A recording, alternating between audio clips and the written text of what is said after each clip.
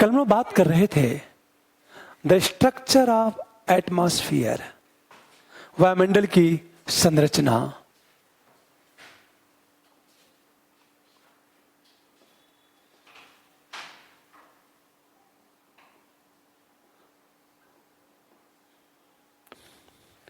एक बात मैं आप सबसे बताना चाहता हूं कि जितना भी मैं क्लास ले रहा हूं, ये जो ज्योग्राफी की क्लास पीटी स्पेशल, यदि आप इससे समझ गए या हर एक चीज को अपने नोट कर लिया, तो मुझे जो लगता है कल किसी किताब को पढ़ने की आवश्यकता नहीं रह जाएगी।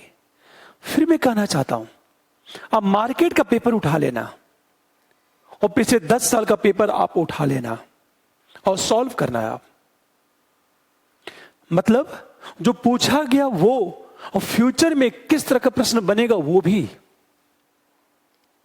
सारे प्रश्न आपके सॉल्व होंगे। लेकिन जब मैं क्लास लूं तो ध्यान से सुनो इस बात को कि मैं क्या बता रहा हूं, और जैसे जैसे मेरी क्लास आगे बढ़ेगी मैं आपको बताता चलूंगा कि प्रश्न किस तरह बनेंगे। चलो, आप जब वायुमंडल की संरचना के बाद द स्ट्रक्चर ऑफ एटमॉस्फियर की बात चल रही थी, हमेशा ध्यान दो इस बात को। जब वायुमंडल की संरचना की बात हम लोग कर रहे थे तो पहली चीज देखो, क्षोभ मंडल की बात हुई थी।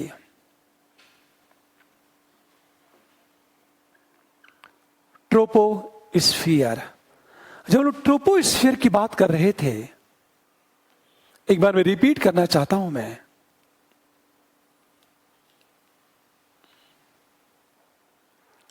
हमेशा ध्यान देने इस बात को। देखो, आप ये स्थिति है ट्रोपोस्फियर की। कल की क्लास को रिपीट करता हूं मैं। इसे टर्बुलेंट जोन भी कहा जाता है। 3 किलोमीटर के एरिया तक को कहते हैं, फ्रिक्शन लेयर कहते हैं इसे। घर्षण तल कहा जाता है। इस मैप को देखो आप, यह मान लिया जाए कि नॉर्थ पोल है और साउथ पोल है। जब पोल से इक्वेटर की तरफ जाती है तो क्षोभ मंडल की ऊंचाई बढ़ती जाती है, या इक्वेटर से जब साउथ की तरफ आते हैं तो स्वाभाविक है इसकी ऊंचाई लगातार क्या हो रही है, कम हो रही है। इतनी बातें हम लोग कर चुके थे कल की क्लास में। अब हमेशा ध्यान दो इस बात को। मान लिया जाए आपसे सिंपल क्वेश्चन कि एक प्लेन उड़ान भर रहा है।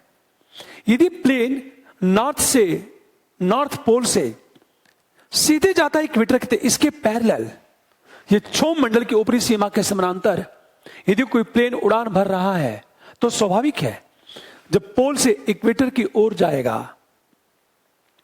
तो इसकी ऊंचाई बढ़ती जाएगी। लेकिन जब इक्वेटर को पार करेगा तो ऊंचाई लगातार क्या होगी, कम होती जाएगी।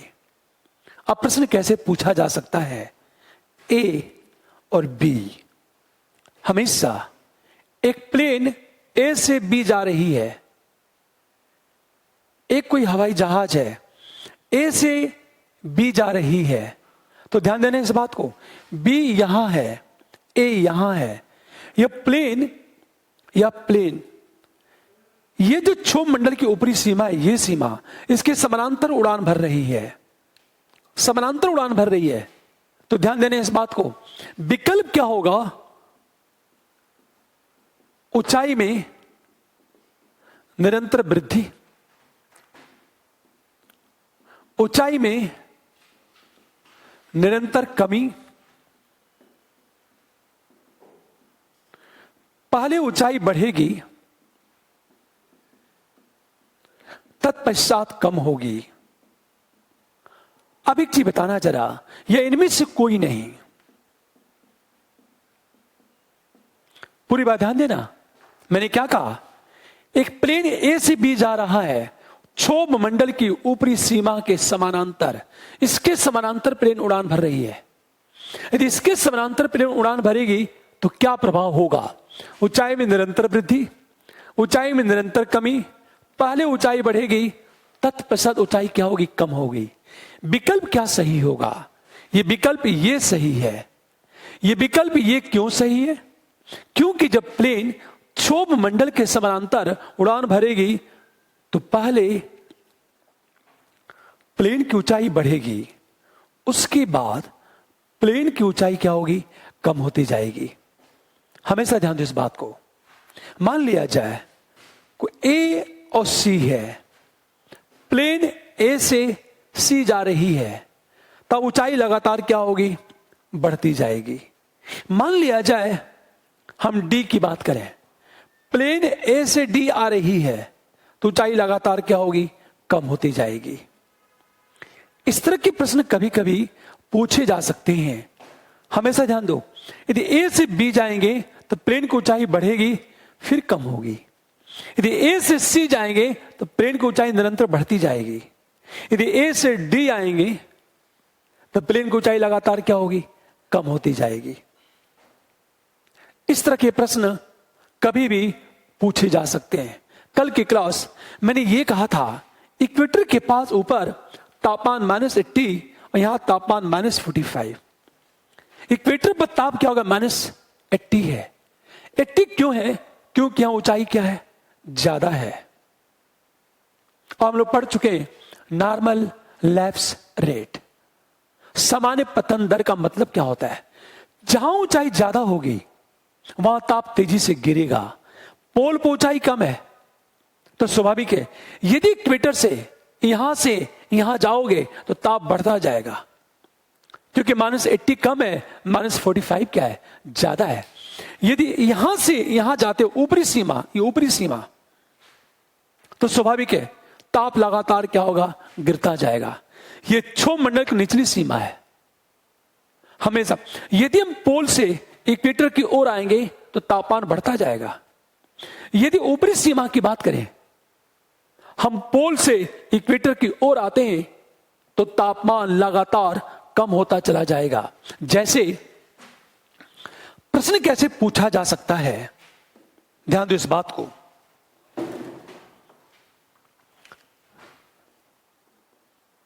निम्न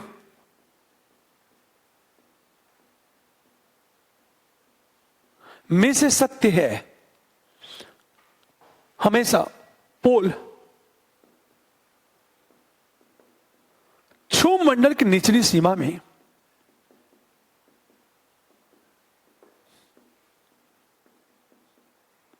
ध्रुवों से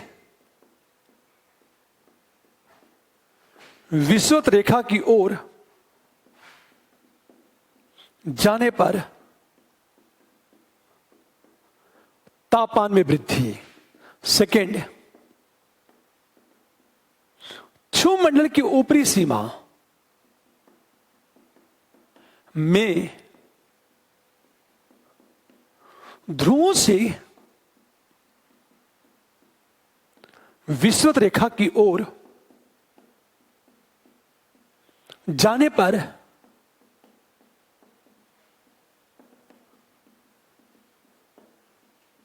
तापमान में निरंतर कमी। थर्ड, दोनों सही है। और फोर्थ, केवल फर्स्ट सही है। अब देखो, एक स्टूडेंट गलती क्या करेगा? क्षोभ मंडल की निचली सीमा में ध्रुवों से विषुवत रेखा की ओर जाने पर तापमान में वृद्धि होगी। निचली सीमा, ये सीमा आप लोग पढ़ चुके हैं। जब पोल से इक्वेटर की ओर आते हैं तो तापमान बढ़ता चला जाता है, तो ये तो सही हो गया। लेकिन कई बार हम जल्दीबाजी में इसको गलत मान लेते हैं। ये पढ़ते ही नहीं है कि क्षोभ मंडल की ऊपरी सीमा की बात किया है। ये ऊपरी सीमा है, और जब यहां से इधर जाओगे तो तापमान लगातार क्या होगा? कम होता जाएगा। हमेशा जब इक्वेटर की ओर जाओगे तो तापमान लगातार क्या होता जाएगा? कम होता जाएगा हमेशा। तो ये भी सही। अब दोनों सही है, बिल्कुल। ये विकल्प क्या है? सही है। ये दोनों विकल्प सही है, फर्स्ट और सेकेंड। इस तरह के प्रश्न पूछे जा सकते हैं आपसे। अगला ध्यान दो इस बात को।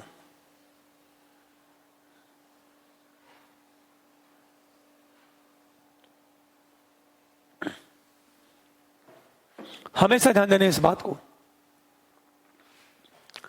एक तो प्रश्न ये है, सीधा सीधा प्रश्न, कई बार ऐसा होता है, हम लोग पढ़ चुके हैं, फ्रिक्शन, हम लेयर की बात करें, हमेशा ध्यान देने इस बात को। लेकिन अब इसको इस तरह समझो आप, यह हमारी पृथ्वी है, ये इक्वेटर है, ये इक्वेटर है। अब ध्यान देने इस बात को, क्षोभमंडल की ये हमारा नॉर्थ पोल है, ये हमारा साउथ पोल है। यदि हम इसको इस तरह बना दें तो हमारी ऊंचाई इस तरह होगी। मैप देखो आप, हम जब पोल से बढ़ेंगे इक्वेटर की ओर तो ऊंचाई बढ़ती जा रही है क्षोभमंडल की।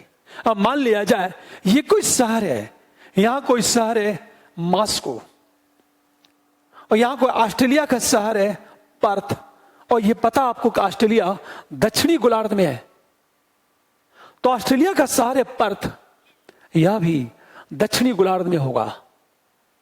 अब प्रश्न ये पूछा जाएगा कि एक प्लेन मॉस्को से हमेशा पर्थ की ओर जा रहा है, क्षोभमंडल की ऊपरी सीमा के समानांतर उड़ान भर रही प्लेन,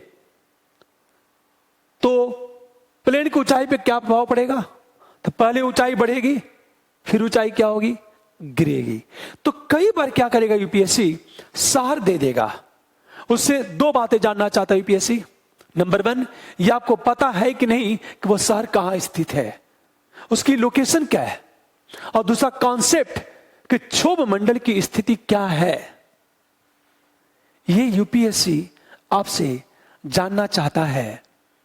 अब ध्यान देना इस बात को, कई बार ऐसा होता है, मान लिया जाए कोई ए नामक ये है और बी नामक कोई ये है, यदि हम ए से बी जा रहे हैं तो स्वाभाविक है हम जब पैरेलल जाएंगे तो हर जगह क्षोभमंडल की ऊंचाई क्या होगी? एक समान होगी। यह हमेशा ध्यान देना इस बात को। चाहे हम ए की बात करें, मतलब एक ही अक्षांश पर, फॉर एग्जाम्पल मान लिया जाए कि ये 10 अंश अक्षांश है, ये 20 है, ये 30 है, ये 60 है, 10 अक्षांश पर दो शहर स्थित है, एक ये, और आपको ए से बी जाना है, तो एक ही अक्षांश पर क्षोभमंडल की ऊंचाई क्या होगी? बराबर होगी, इक्वल होगी। यदि ए से बी जाएंगे तो स्वाभाविक है दोनों जगह क्षोभमंडल की ऊंचाई क्या होगी? समान होगी। तो ए से बी जाएंगे, हमारी प्लेन क्षोभमंडल की ऊपरी सीमा के समानांतर उड़ान भरता है, तो ऊंचाई पर कोई प्रभाव नहीं पड़ेगा। यह प्रश्न पूछा जा सकता है। अब ध्यान देने इस बात को। फिर एक प्रश्न की हम बात करें, यह तो क्षोभमंडल की बात उठी, अब एक प्रश्न मान लिया जाए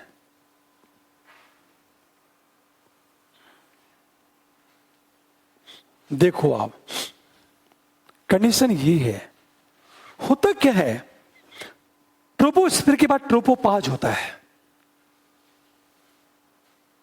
देखो ये जो है ये ट्रोपोपाज है, इसको कहते हैं क्षोभ सीमा। जैसे गांव में देखा होगा, दो जमीनों के बीच, दो जमीन है, उनके बीच एक मेड़ होती है, मेड़, जिसको कहते हैं मेड़बंदी, जो दो कृषियोग्य जमीन को अलग करती है। गांव में देखा होगा, गांव में मेड़ के लिए ज्यादा झगड़े होते हैं, हमेशा ध्यान दो इस बात को। तो ये जो है क्षोभ सीमा, इसकी जो चौड़ाई है 1.5 किलोमीटर होती है, हमेशा ध्यान दो इस बात को। उसके बाद आता है समताप मंडल, इसको कहते हैं स्ट्रेटोस्फीयर।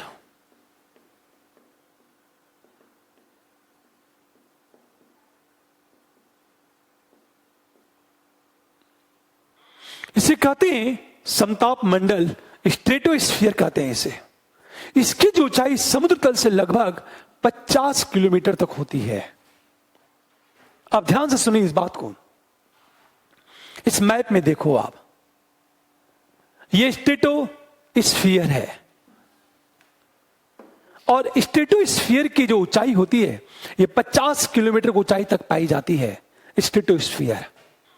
अब इस मैप को देखो, यदि हम समताप मंडल की चौड़ाई की बात करें तो इक्वेटर पर चौड़ाई कम है, ध्रुवों पर चौड़ाई क्या है, ज्यादा है। अब हमेशा ध्यान दें इस बात को, ये समताप मंडल की बात करें, इस समताप मंडल में क्या होता है, वायु का घनत्व,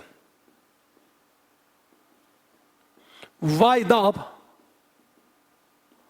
कम होता है,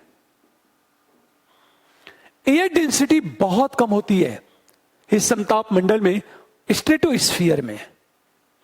अब देखो कई बार ऐसा होता है, इस मैप में देखो, इक्वेटर पर इसकी चौड़ाई ज्यादा है, सॉरी पोल पर इसकी चौड़ाई ज्यादा है, इक्वेटर पर चौड़ाई क्या है, कम है।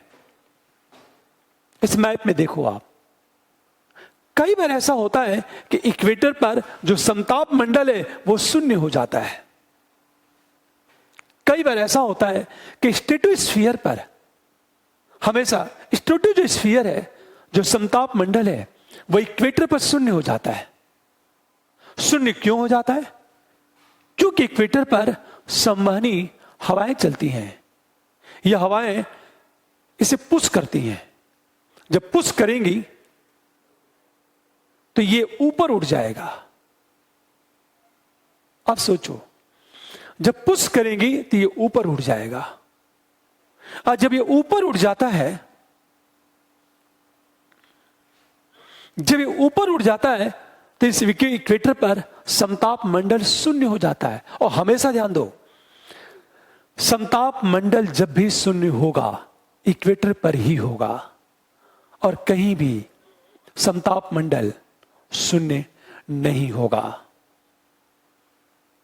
इसके पीछे रीजन ये है कि यहां संवहनी हवाएं चलती हैं बहुत तीव्र गति से के साथ, और जितने भी आप फाइटर प्लेन देखते हो, फाइटर प्लेन, वो ज्यादातर जो फाइटर प्लेन है वह सब स्ट्रेटोस्फीयर में उड़ती हैं, क्योंकि वहां एयर डेंसिटी कम होती है। जब वायु का घनत्व तो कम होगा तो वायु का जो प्रतिरोध, रेजिस्टेंस, वो भी कम होगा, और जब प्रतिरोध कम होगा तो प्लेन की, फाइटर प्लेन की स्पीड क्या होगी, ज्यादा होगी। ये समताप मंडल।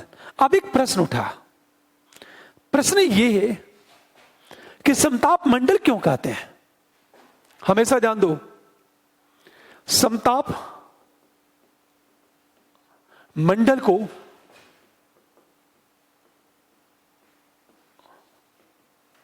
कहते हैं क्योंकि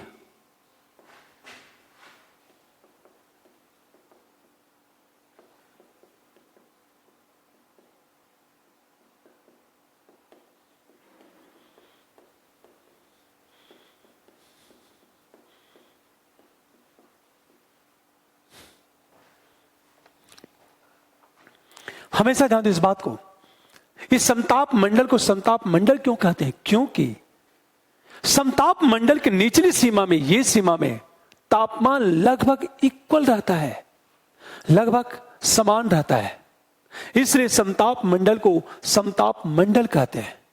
लेकिन हम जब ऊपर जाते हैं, ऊपर जाने पर तापमान लगातार बढ़ता चला जाता है। अब सोचो, जब ऊपर जाएंगे तो लगातार हमारा तापमान क्या होगा, बढ़ता चला जाएगा। और तापमान बढ़ता क्यों है?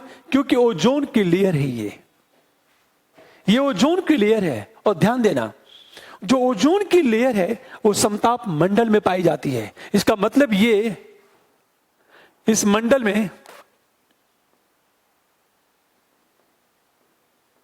ओजोन की परत पाई जाती है। यह हमेशा ध्यान देना इस बात को, हमेशा। तो ओजोन की एक परत, ओजोन की एक लेयर पाई जाती है समताप मंडल में। ओजोन का, और कल के क्लास में हम लोग पढ़ चुके हैं, कल या परसों क्लास में, ओजोन का निर्माण कहां होता है? सब ट्रॉपिकल और ट्रॉपिकल बेल्ट में। सबसे ज्यादा 10 से लेकर 50 के बीच इनका सिंद्रण। पर सबसे ज्यादा इनकी डेंसिटी होती है 12 से लेकर 35 किलोमीटर के बीच इसकी डेंसिटी होती है। ये हम लोग पढ़ चुके हैं। ये ओजोन की लेयर है, और ये जो लेयर क्या करती है, ये जो ओजोन लेयर है पराबैंगनी किरणों को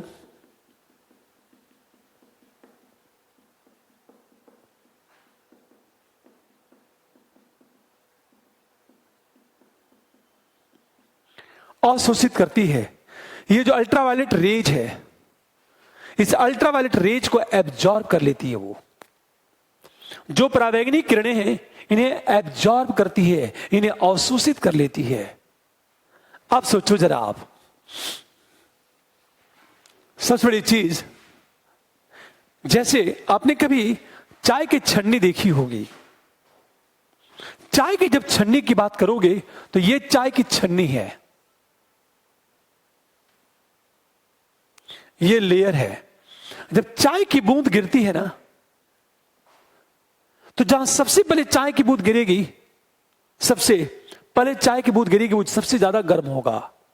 वहां से जब नीचे आओगे ना, तो यहां से यहां तक आने में कुछ तो समय लगेगा, कुछ तो ये ठंडी होगी, तो यहां ताप कुछ कम हो जाएगा। अब होता क्या है, ये जो अल्ट्रावायलेट रेज आती है, अल्ट्रावायलेट रेज, पराबैंगनी किरण, ये करती क्या है, एब्जॉर्ब कर लेती है। आप सोचो, इसे अवशोषित करने के कारण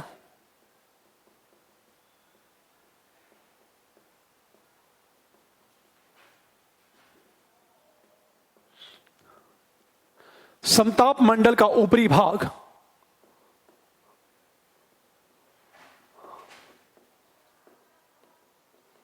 गर्म हो जाता है। अब देखो आप, यह अल्ट्रावायलेट रेज आती है, समताप मंडल का ऊपरी भाग है, यहां ओजोन की लेयर है। ये क्या, ये जो ओजोन की लेयर है, ये अल्ट्रावायलेट रेज को एब्जॉर्ब कर लेती है, अवशोषित कर लेती है। जब अवशोषित करती थी, ये लेयर क्या हो जाता है, गर्म हो जाता है। जब गर्म हो जाएगा तो अचानक यहां का ताप क्या हो जाएगा, बढ़ जाएगा। और कई बार इसका ताप लगभग +100 डिग्री हो जाता है।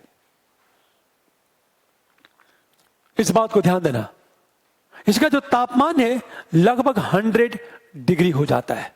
तो 3 से 4 बातें। नंबर 1, इसे समताप मंडल क्यों कहते हैं, क्योंकि इसके निचली सीमा पर ताप लगभग समान रहता है, इक्वल रहता है। फिर देखो आप, इक्वेटर पर इसकी चौड़ाई कम है, पोल पे इसकी चौड़ाई क्या है, मोटाई ज्यादा है। कई बार इक्वेटर पर समताप मंडल शून्य हो जाता है, क्योंकि सामान्य हवाएं चलती हैं, इसको पुश करती हैं, ये काफी ऊपर उड़ जाता है। आप ध्यान दो इस बात को, इस समताप मंडल में एयर डेंसिटी कम होती है, वायु का घनत्व तो कम होता है, वायु का दाब भी कम होता है। लेकिन समताप मंडल में ओजोन की लेयर पाई जाती है, जो अल्ट्रावायलेट रेज, पराबैंगनी किरणों को एब्जॉर्ब कर लेती है, जिससे गर्म हो जाती है। परिणामतः समताप मंडल के जो ऊपरी सीमा का ताप +100 डिग्री चला जाता है।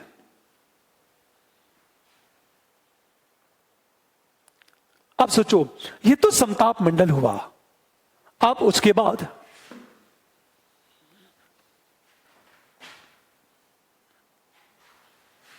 समताप मंडल के बाद हमेशा ध्यान दो इस बात को, मेसोस्फीयर पाया जाता है। मेसोस्फीयर 80 किलोमीटर की ऊंचाई तक।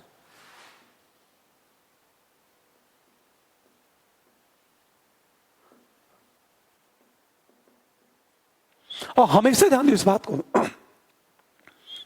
जैसे समताप मंडल और क्षोभ मंडल के बीच एक मेड़ होती है ना, 2 खेतों के बीच एक मेड़ होती है जो दोनों कृषि योग्य जमीन को अलग करती है, उसी प्रकार यह समताप सीमा होती है।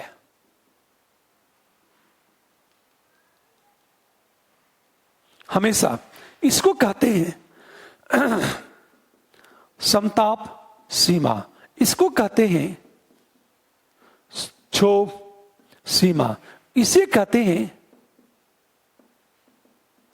क्षोभ मंडल, और इसे कहते हैं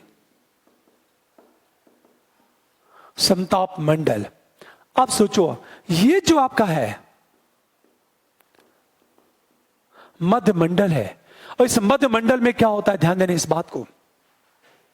इस मध्य मंडल में क्या होता है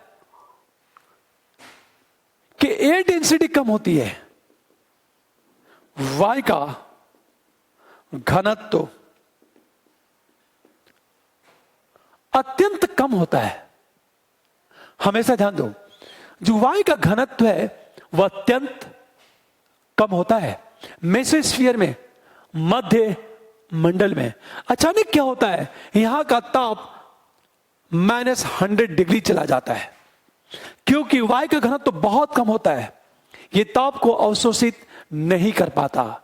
परिणाम क्या होगा कि जब इस भाग में जाते हैं, यहां का जो तापमान है वो -100 डिग्री चला जाता है। ध्यान देना, यहां जो ऊपर तापमान लगभग +100 डिग्री, यहां का ताप -100 डिग्री चला जाता है मेसोस्फीयर में।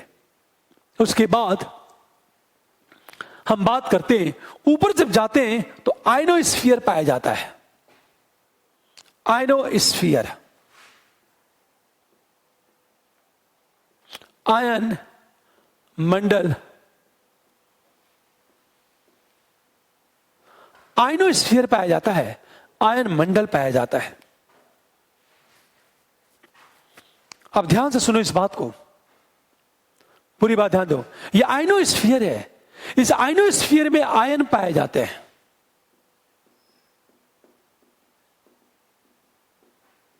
और रेडियो तरंगे यहीं से परावर्तित होती हैं, वापस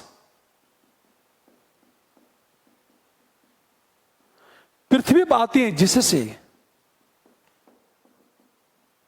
रेडियो प्रोग्राम संभव हो पाता है। हमेशा इस आयनोस्फीयर में आयन पाए जाते हैं और रेडियो तरंगे यहीं से परावर्तित होकर वापस पृथ्वी पर आती हैं। यहीं से परावर्तित होकर वापस पृथ्वी पर आती हैं, जिससे रेडियो प्रोग्राम संभव हो पाता है।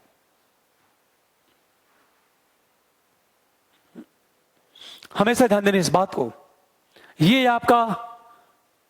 है आपका आयनोस्फीयर। तो सबसे चीज ट्रोपोस्फीयर, स्ट्रेटोस्फीयर, मेसोस्फीयर और आयनोस्फीयर की बात करें। आयनोस्फीयर के ऊपर जो पाया जाता है, ये जो ऊपर पाया जाता है वायुमंडल पाया जाता है। आउटर स्फीयर कहते हैं इसे।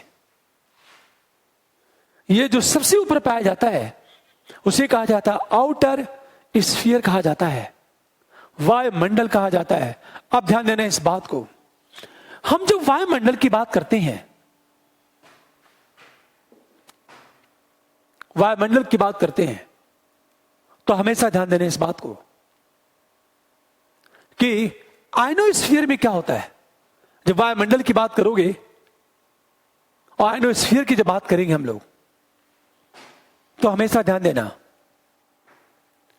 यहां एक वान एलेन रेडिएशन बेल्ट पाया जाता है। हमेशा ध्यान दो इस बात को। होता क्या है, आयनोस्फीयर और आयतन मंडल की बात करेंगे तो यहां पाया जाता है, इस बेल्ट में जो पाया जाता है, इस बेल्ट में वान एलेन रेडिएशन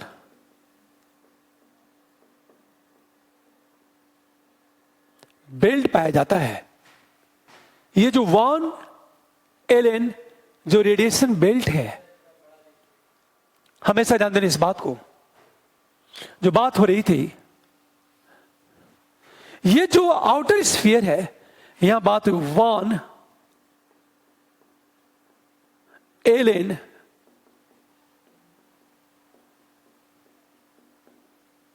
रेडिएशन बेल्ट पाया जाता है। हमेशा ध्यान दो इस बात को। ये जो वान एलेन रेडिएशन जो बेल्ट पाया जाता है, पूरी बात ध्यान देना इस बात को, आयनोस्फीयर में आयन पाए जाते हैं, धन आयन और ऋण आयन की बात करें, और रेडियो तरंगे यहीं से रिफ्लेक्ट होती हैं और पृथ्वी पर आती है, जिससे रेडियो प्रोग्राम संभव हो पाता है। ये जो वान एलेन रेडिएशन बेल्ट है, हमेशा ये जो बेल्ट है, यहां होता क्या है, ये पृथ्वी के मैग्नेटिक फील्ड में पाया जाता है। और ध्यान देना, ये जो बेल्ट है ये पृथ्वी के मैग्नेटिक फील्ड में, और इस बेल्ट में क्या होता है, चार्ज पार्टिकल होते हैं, हमेशा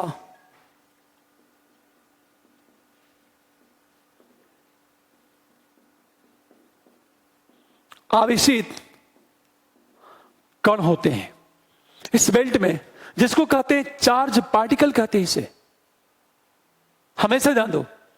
और ये जो पार्टिकल पकड़े जाते हैं पृथ्वी के मैग्नेटिक फील्ड के द्वारा पकड़े जाते हैं।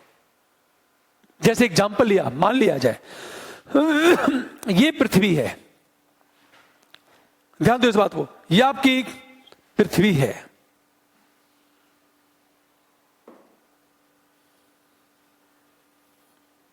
आप सोचो, ये नॉर्थ पोल है, ये साउथ पोल है। इस बेल्ट में क्या होगा, इस बेल्ट में वान एलेन रेडिएशन बेल्ट होगा, और यहां पृथ्वी का मैग्नेटिक फील्ड है। ये क्या करता है, चार्ज पार्टिकल को कैप्चर कर लेता है, आवेशित कणों को पकड़ लेता है, और ये आवेशित कण जो होते हैं यह चमकते हैं, या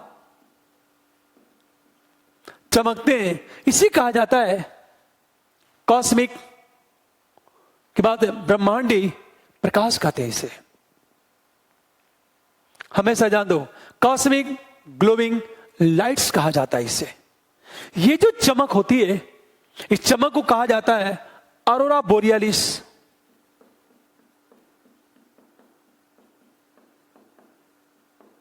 और दूसरा अरोरा ऑस्ट्रेलिस कहते हैं। ये जो अरोरा ऑस्ट्रेलिस है, ये दक्षिणी गोलार्ध में, और जो अरोरा बोरियालिस है यह उत्तरी गोलार्ध में। हमेशा ध्यान दो इस बात को।